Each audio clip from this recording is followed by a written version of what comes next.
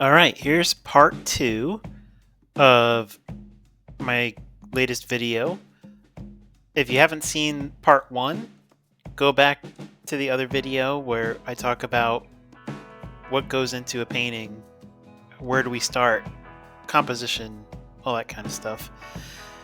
Um, with finalizing a painting, I like to think about the whole process, right? We've gone from planning, composition sketches, jotted down some ideas, possible angles, orientation of the canvas, what have you. And then we've decided on our rough sketch. We've drawn that up. We've gotten some of the basic details and shapes down. Then we did our rough paint layer where we got the key colors and placements and all that kind of stuff reading well on the canvas, even though it wasn't finalized.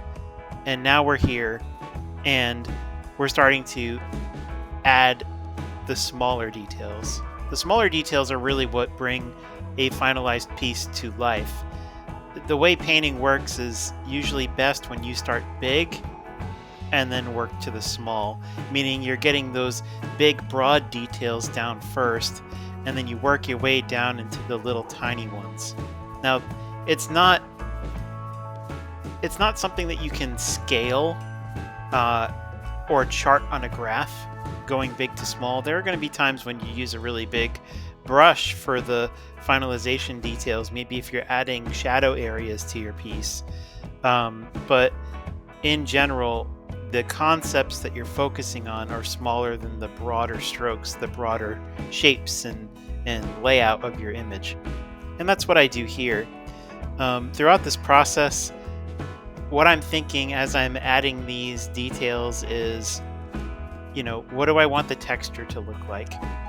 Around the eyes, around the back feathers. What do I want the image to feel like in terms of the lighting, the spot lighting, the edge lighting, the shadows? How do they read?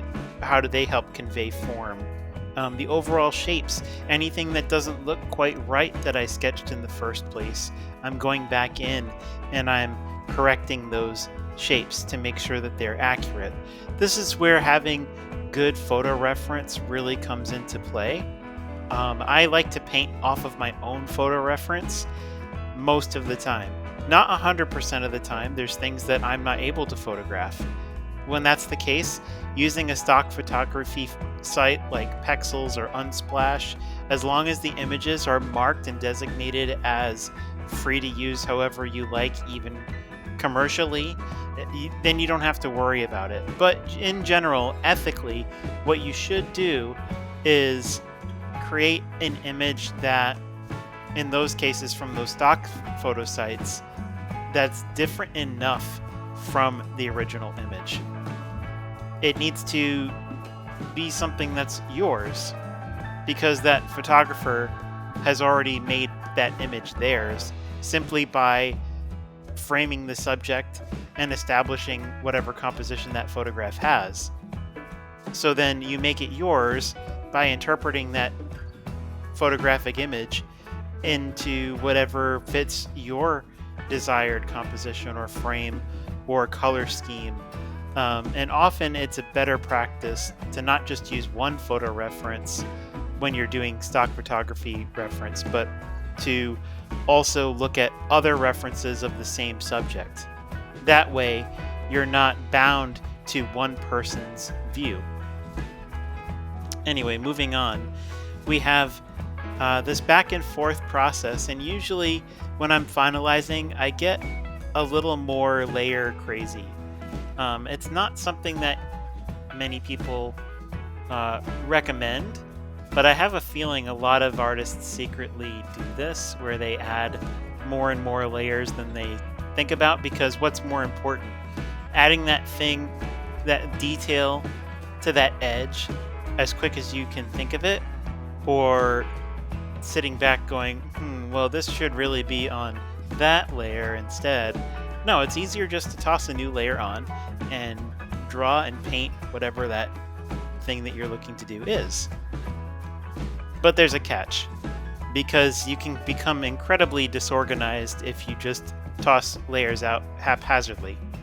So, my recommendation is to paint enough on a particular layer where you can easily identify what's on it in the image preview, the image thumbnail, and mess with the details of that layer enough where you can understand what's happening. Always check and see, is that layer set to a multiply? Is that layer set to normal?